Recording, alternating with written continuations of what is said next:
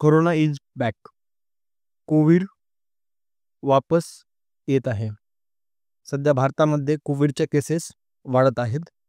सध्या सक्रिय रुग्णसंख्या भारत देशामध्ये 3,758 आहे 1 जून 2025 रोजी. जी संख्या 22 मेच्या दिवशी 257 एवढीच होती फक्त. 257 रुग्णापासून 10 पट त्या ठिकाणी आज 1 तारखेला 8 ते 10 दिवसामध्ये संख्या वाढलेली आहे. कोरोना पुन्हा वापस येण्याची भीती आता समोर येत आहे. खरंच पुन्हा कोरोना येत आहे का? भारतातील कोविडची सद्यस्थिती सध्या जूनमध्ये काय आहे? त्यानंतर प्रभावित राज्य कोणती आहेत? त्यानंतर मृत्यू किती झालेले आहेत? आरोग्य यंत्रणेची तयारी कशी आहे? त्यानंतर नागरिकांसाठी काही सूचना. सर्वात प्रथम, खरंच कोरोना वापस येत आहे का? तर त्यासाठी फॅक्ट आहे, सध्या जून 1ला कोविडच्या 3,500 प्लस केसेस त्या ठिकाणी नवीन समोर येत आहेत. पहा, सध्याच्या घडीला भारतात कोविड-19चा संसर्ग पुन्हा वाढताना दिसत आहे. विशेषतः JN1 व्हॅरियंट. JN1 व्हॅरियंट हे नवीन एक व्हॅरियंट आहे कोविडचं. त्यामुळे पुन्हा त्या ठिकाणी संसर्ग भारत देशामध्ये वाढत आहे. पहा, तर खरंच त्या ठिकाणी कोविडचे केसेस वाढत आहेत. त्यानंतर भारतात कोविडची स्थिती सध्या जून 2025 मध्ये भारतामध्ये काय आहे कोविडची स्थिती? सक्रिय रुग्णसंख्या देशामध्ये 3,758 आहे. त्यानंतर जी संख्या 22 मे रोजी फक्त 257 होती आणि तीच आज 1 जूनपर्यंत 10 दिवसामध्ये 10 पट वाढलेली आहे. ही सध्याची स्थिती भारतामध्ये आहे. त्यानंतर प्रभावित राज्य कोणते आहेत? सध्या प्रभाव कोणत्या राज्यामध्ये जास्त दिसत आहे? त्यामध्ये केरळमध्ये सर्वाधिक 1,336, त्यानंतर महाराष्ट्रामध्ये 467 आणि दिल्लीमध्ये 375 रुग्णसंख्या आहे आणि ती वाढत चाललेली आहे. त्यानंतर आतापर्यंत मृत्यू किती झालेले आहेत?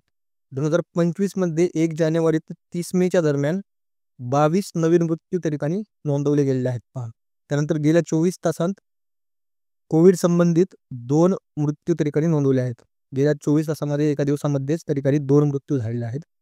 2025 मध्ये मृत्यूची संख्या तुलनेने कमी आहे, परंतु JN1 व्हॅरियंटमुळे संसर्गाच्या घटनांमध्ये वाढ झाली आहे. 2025 मध्ये कम्पेअर टू 2019 त्या ठिकाणी मृत्यूंची संख्या कमी आहे.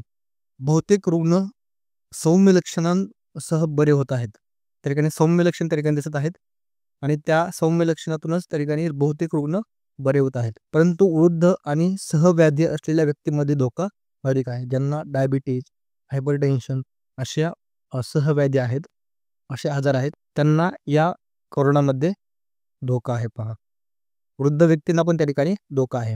त्यानंतर आपल्या आरोग्य यंत्रणेची तयारी कशी चालू आहे किंवा काय तयारी आहे? त्यामध्ये सतर्कता आणि नियंत्रण यंत्रणा.